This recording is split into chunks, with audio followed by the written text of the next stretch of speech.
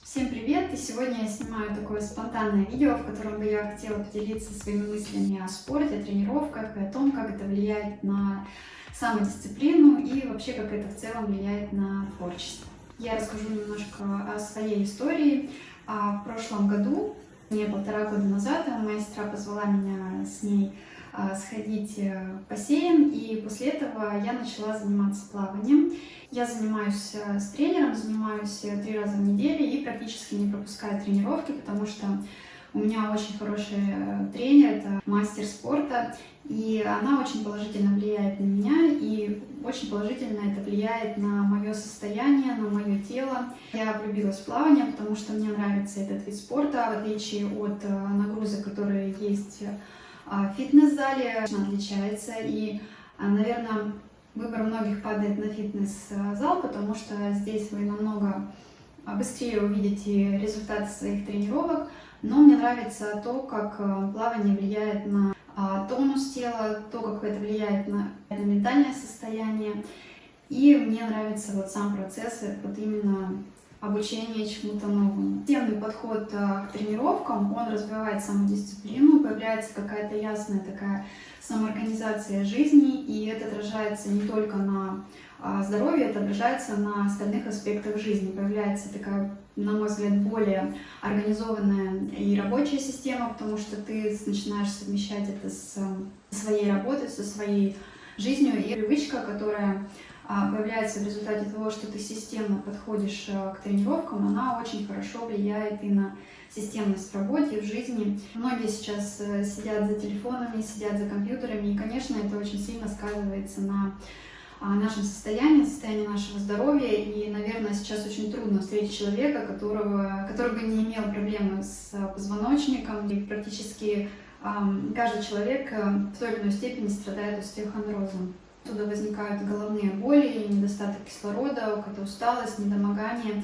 И вот плавание для меня сработало в этом плане очень хорошо, потому что я сама чувствую, что у меня появилось больше энергии. И, видимо, из-за того, что все-таки вот в таком положении позвоночник растягивается, и у меня стало меньше, конечно, головных болей. И я себя чувствую гораздо лучше, чем до занятий спортом, когда я целые дни проводила в сидячем положении. Я очень часто мучилась головными болями, именно такое состояние мигрени. И после этого вот как раз я начала заниматься плаванием, и все-таки боли в шее, они, конечно, периодически беспокоят, потому что их плавание все равно задействует шейный отдел.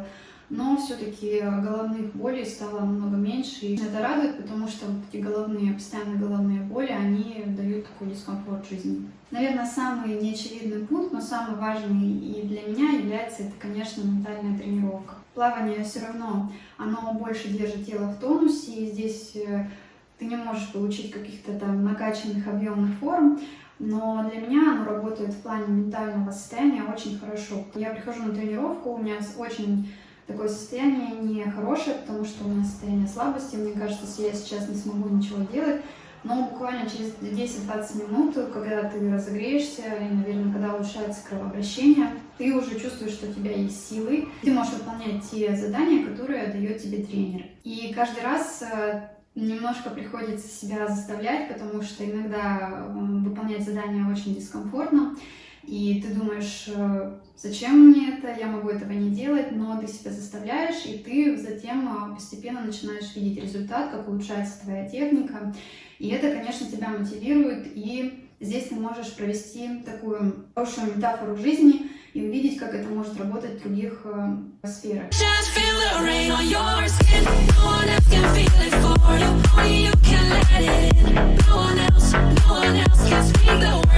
Для меня самым неожиданным побочным эффектом плавания стало занятие вождением.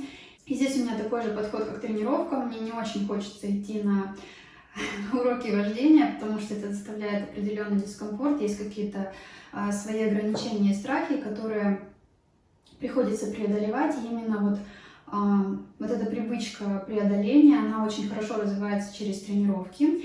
И именно вот такой опыт, каждый раз преодоление себя по чуть-чуть, он положительно влияет на многие аспекты в жизни. Когда говорят о спортсменах, неоднократно также упоминают и художников, потому что на самом деле развитие художественного навыка, оно аналогично тренировкам, потому что Здесь невозможно получить улучшить свой навык за какой-то короткий период. На самом деле нужно идти постоянно и последовательно работать над своим навыком, чтобы дать такой высокий уровень мастерства. Частая проблема, с которой сталкиваются творческие люди, это либо страх рисовать, либо страх, что получится не то, что задумывалось автором. Но и вот именно вот эта вот привычка преодоления, которая развивается через тренировки, она помогает также подходить и к рисунку, когда хочешь начинать работу, но ты постепенно начинаешь рисовать, постепенно начинаешь включаться в процесс, и в процессе ты уже начинаешь работать над улучшением своих навыков. И так каждый раз за разом, так в работе появляется прогресс. Занимаясь тренировками, становится как-то скучно выполнять одни и те же упражнения. Хорошо, когда ты работаешь с профессиональным тренером, и он тоже понимает, что это монотонный процесс, и вносит какие-то коррективы в тренировочный процесс, и тогда у тебя появляется желание совершенствоваться, улучшаться. Конечно, бывают такие спады, которые физические, но в целом жизнь, она цикличная, как и природа, и поэтому это нормально, что бывает такое состояние, когда просто организм требует какого-то отдыха или какого-то небольшого спада, чтобы потом пойти на подъем. В тренировочном процессе мозг начинает четко видеть связь между дисциплиной, между трудом, который человек вкладывает, и результатом. И вот именно вот эта взаимосвязь, именно образование такой нейронной связи, оно улучшает качество жизни. И именно это дает понимание того, что в любом аспекте жизни можно развиваться через системные занятия и через трудолюбие. Через дисциплину тела приходит дисциплина ума. Я очень люблю изучать истории успешных людей, и особенно мне нравится читать книги о спорте, потому что это меня мотивирует и это меня вдохновляет. Я вижу четкую аналогию между развитием мастерства, системный подход, последовательный, постоянный, дает результаты. У меня есть несколько книг, которые меня очень сильно вдохновили, и я хочу с вами поделиться этими книгами. Первая книга — это книга про Коби Брайанта. Это очень известный баскетболист.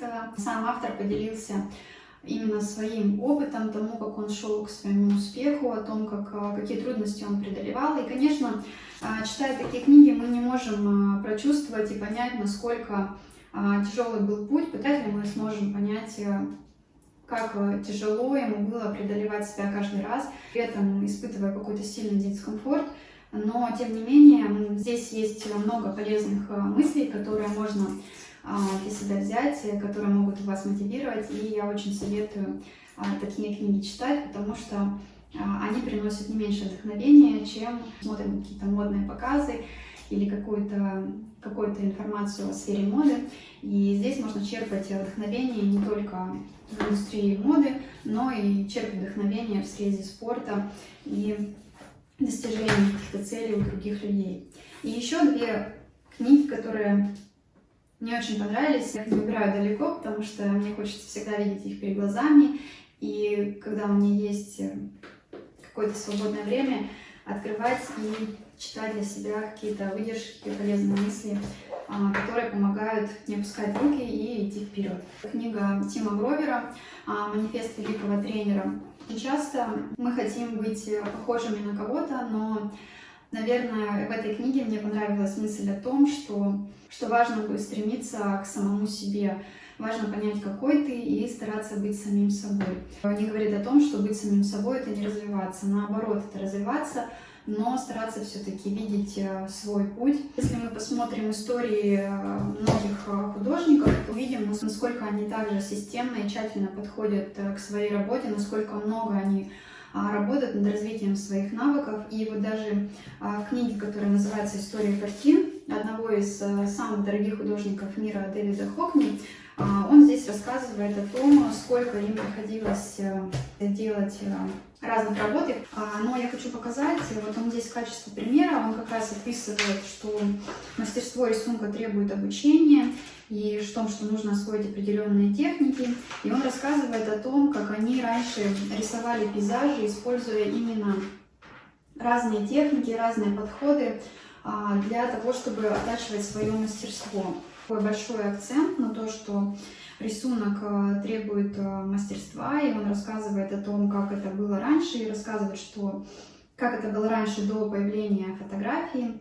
Это очень полезная книга, и при возможности я, конечно, советую ее почитать в качестве того понимания, насколько глубоко нужно подходить и к направлению развития своего навыка. Спасибо вам за просмотр этого видео. Мне было приятно с вами поделиться своими мыслями о том, как спорт влияет на жизнь, как он влияет на самодисциплину, как влияет на ментальное здоровье. Здесь я говорю очень краткими фразами, потому что умею говорить большими красивыми предложениями, но я делюсь здесь своим опытом. Есть много исследований, которые подтверждают о том, что спорт положительно влияет на физическое состояние, на ментальное состояние. Но это все можно найти в интернете, можно найти в каких-то статьях.